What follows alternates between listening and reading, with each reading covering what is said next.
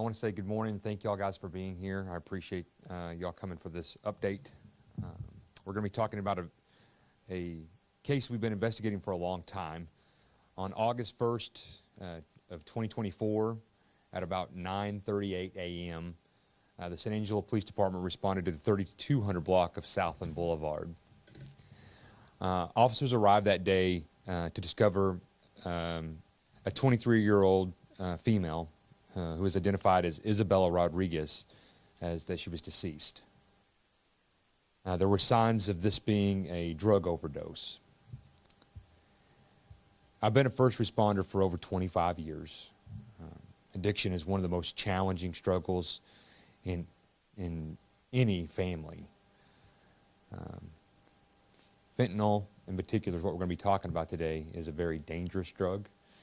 And I want people to know that addiction can find people of all lives, all walks, and some people don't make it out of that addiction. And I ask that you join me in praying for the family of Isabella, as today I'm sure we'll be reopening some wounds. Texas has highlighted the fact that fentanyl is a very dangerous drug. With that, the legislation made selling, delivering, and manufacturing fentanyl that results in death a murder because of the higher likelihood of it being to cause an overdose. Our CID responded that day, and Detective Chase Hill took over the investigation. The investigation team located many different facets of evidence, one of which was a baggie of suspected narcotics.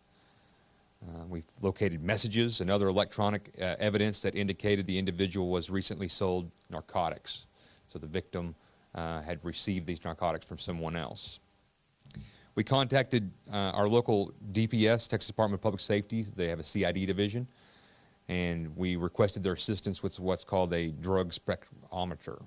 That drug spectrometer is a device that you can electronically test those narcotics in the field and get a higher result faster of whether or not this is fentanyl. And we got a positive result that day. So from then on, we were working this case as a murder. In these cases, because it's so advanced, it takes time. This is not an easy investigation, and I want to highlight the work of Detective Chase Hill. His commander said that this is simply some of the best police work he's ever seen, because what went from that day until resulting arrest yesterday of the suspect was combing through large amounts of data off of cell phone downloads. So we conducted warrants for cell phones of victim, and we went through this trying to find who could be responsible for this. We utilized technology that we had been able to get, even though we're still a long ways behind in technology. We pushed hard when I first took office to get resources and use resources to help us in investigating things just like this. And through that advanced technology, it's called CellHawk, we were able to go through and find what the messages were at, where things were at, and level things out. The baggie we looked at, we sent to a lab. It's called Bodie Technologies in Virginia. We want to say thank you to them, because we tested for touch DNA on the baggie of suspected narcotics and determined that there was 2 DNA signatures on that baggie, one being the victim's and one being another unknown person. And as we continue to work through the investigation, we were able to find that through the messages and through the probable cause that was developed, that we did have another subject that we tested the DNA on, and that DNA did match to Christiana Ratcliffe, local resident, is 23 years old. And I am proud to say that she was taken into custody yesterday for murder. And I want to make it very clear to those that operate in the narcotics world that if you're going to sell drugs, if you're going to sell fentanyl, and that results in the murder of someone, then the death of someone, then we're going to find you, and our very best investigators will track you down, and we will put you in the Tom Green County Jail. That's why we started a drug task force. We've been seeing an increase in narcotics. We're working with the Sheriff's Department and DPS and our local federal partners to push back in a unified approach to make sure that narcotics doesn't do just this right here. But if it does happen, I want to guarantee you that our very best police officers will be out there tracking you down to find that. Now, this is contingent on court, and we're not saying that she's guilty. We're saying that probable cause exists for this to occur, and a judge agreed with that. She's currently in jail on a $1 million bond, and we'll walk through the rest of that process of justice as the investigation continues. And I want to say thank you to the District Attorney's Office, our CID leadership, and I can't say enough about the amazing police work that was done in this case. So with that, I will open up to questions. Do you think you could further link this death to people who made the drugs or anything like that, or is it just this person? At this time, you look at culpability, right? And so culpability of who's responsible for a murder. And if we can ever get back to a manufacturing side of things, of course we'll investigate it. But right now, where we're at is with the individual that delivered.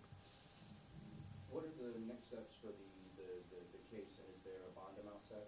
Yes, a $1 million bond is set right now currently on Ms. Ratcliffe.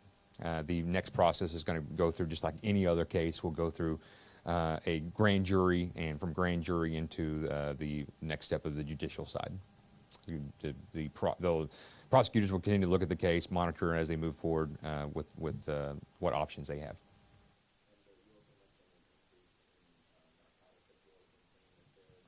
I guess a time period where you might point to, or a statistic that you might be able to point to?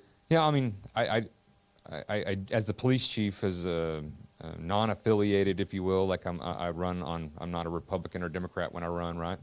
I can tell you that it has nothing to do with the party and everything to do with the fact that we had an open border that allowed a large amount of narcotics to be in our community. We are seeing some of the prices go back up, which means that you see that as basic economics, that the supply and demand. So I think that hopefully we can push back with our enforcement, which I really do believe is making a huge difference as a unified approach. So the more that you limit that narcotics in your community, the more that we're going to be making the right steps forward to help our town.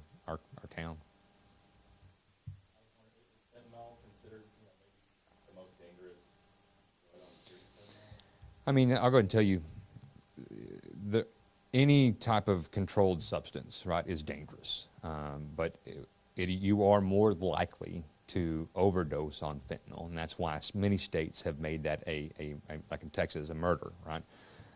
But touching back on what I was talking about with addiction, addiction is one of it doesn't matter who you are, where you're from, right? If you find yourself, we're just a couple decisions away in everyone's walk of life of finding yourself in a very different place. And so I just encourage people to encourage those people in their lives that may be struggling with addiction to know that it's dangerous and there's help out there. So you put more supervision in the community? More supervision? Can you elaborate on that? You would like more police officers? Yes. So we're working, we've highlighted that we have been low in staff, right? And we're working, we've hired, I think, 24 officers in the last year. And we're working to get our numbers all the way up to our total numbers. But even our total numbers are lower. But we're working with city leaders, and we believe wholeheartedly that we'll be able to get those numbers up even higher by this time next year. So we're going to continue to push to get more police officers out there to help enforce and help the community. The paper you gave us mentions that this bill that was signed into law, how far back does that allow you guys to go, or is it for cases that are happening now and in the future? Give that to me one more time, I'm sorry. The Texas House Bill 6 went into effect. Yes, sir. And when that went into effect, does that allow y'all to go back and Retroactively?